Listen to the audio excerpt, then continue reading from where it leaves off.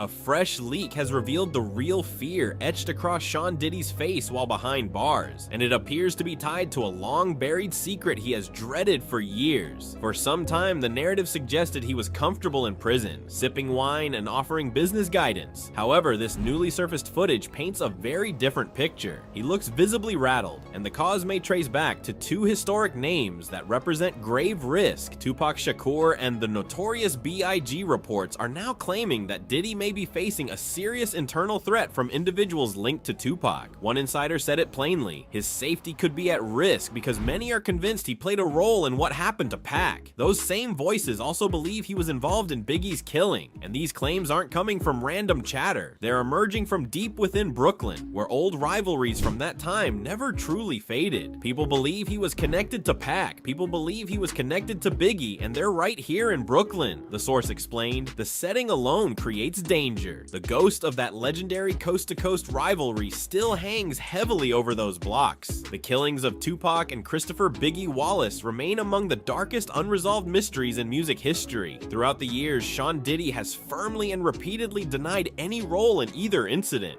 Several figures in that series made stunning claims. One alleged, "I think that Sean had a lot to do with the death of Tupac and he ushered Biggie to his death." That's Kirk Burrow, the co-founder of Bad Boy Records, speaking on camera. To understand why these accusations persist, you have to go back to November 30th, 1994. That night, Tupac was set to record a verse at Quad Studios in New York for an artist named Little Sean, who was affiliated with Diddy. Instead of a studio session, Tupac was ambushed, robbed, and shot 5 times in the lobby. He survived, but his trust in Diddy and Biggie evaporated instantly. In a later Vibe magazine interview, Tupac was asked directly if he believed Diddy was part of it. His response was cryptic and heavy with implication. Only they could answer that question. He said, "I have proof, things that I can say that will back up my claim, but this is not for the world to know about." The wound from Quad Studios never healed. It only festered. Gene Deal, a former Bad Boy security guard, has provided explosive details. He claims Diddy was in the building that night not for music, but to keep tabs on Biggie. And while there, Gene alleges that a figure named Jimmy Henchman told Diddy that Tupac was going to be taught a lesson over a debt. In an interview of him being there to spy on Big, Jimmy Henchman told him that they finna teach Pac a lesson. Because Pac had owed him some money. So that's why he was up in the studio and was coming to the studio. Pac owed him some money. He was gonna work it off and get some money from doing a song with Lil Sean. And that's what that was about. But Pac was talking greasy to Jimmy Henchman, and Jimmy Henchman wasn't the type of dude that you talk greasy to, allegedly. Unless you're 50 Cent. So Diddy knew what was going to happen to Pac. He knew Pac was about to deal well, yeah. He was there to see it. He was there to see it. He wasn't only there to see Big them. When Jimmy Henchman told him that, he was there to see what's going to happen to Pac. He was there for that. Because had he not been there for that, he would have went up there in the office. He would have went to the studio or the studio session with Big them. He would have went to that studio session with Big them. He knew what room Big them was in. He didn't do that. He was there to see what was going to happen to Pac after Jimmy told him. And that's factual. So Diddy knew what was going to happen to Pac, Gene asserts. He was there to see it. This aligns with what Kirk Burrow has suggested about Diddy playing a behind-the-scenes role. The alleged motive? Money and control. Gene points to financial paper trails. Diddy played a part in that stuff. Like he said, Kirk know where the money came from. I'ma say this. They tried to, if you talk about the Vegas trip and the whole 9 yards, Kirk said that he paid for people to drive out to Vegas. You know what I'm saying?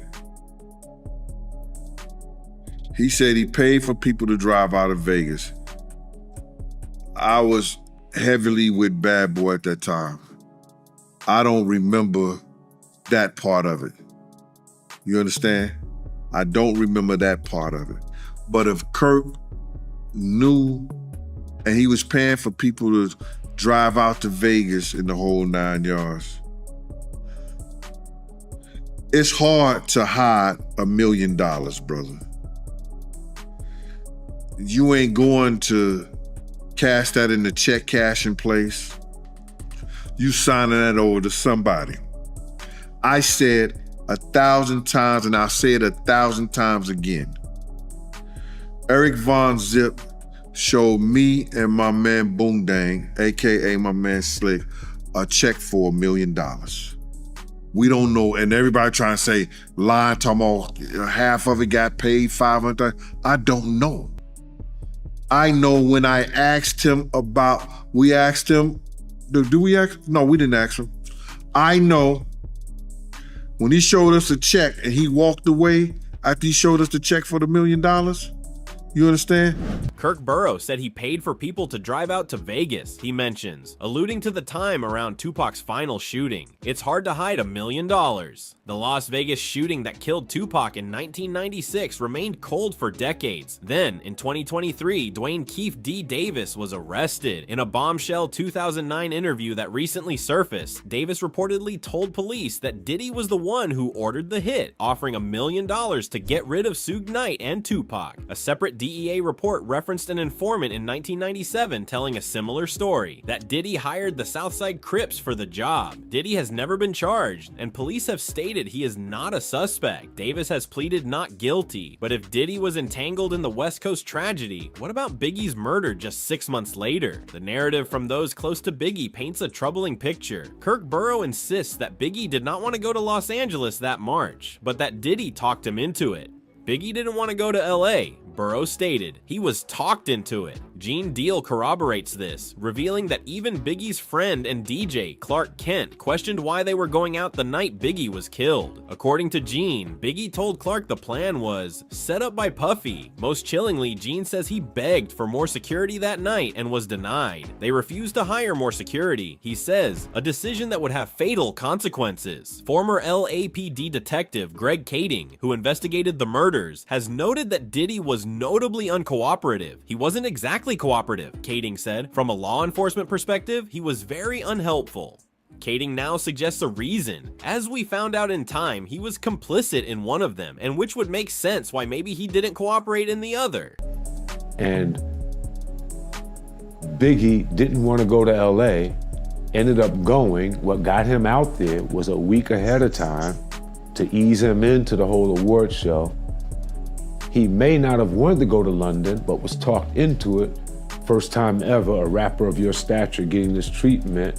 That would be something he would be interested in doing, but he was easily talked out of it by Sean so that they can make an appearance at an event in LA that Saturday night. A part of the posturing of not only did we come to the award show,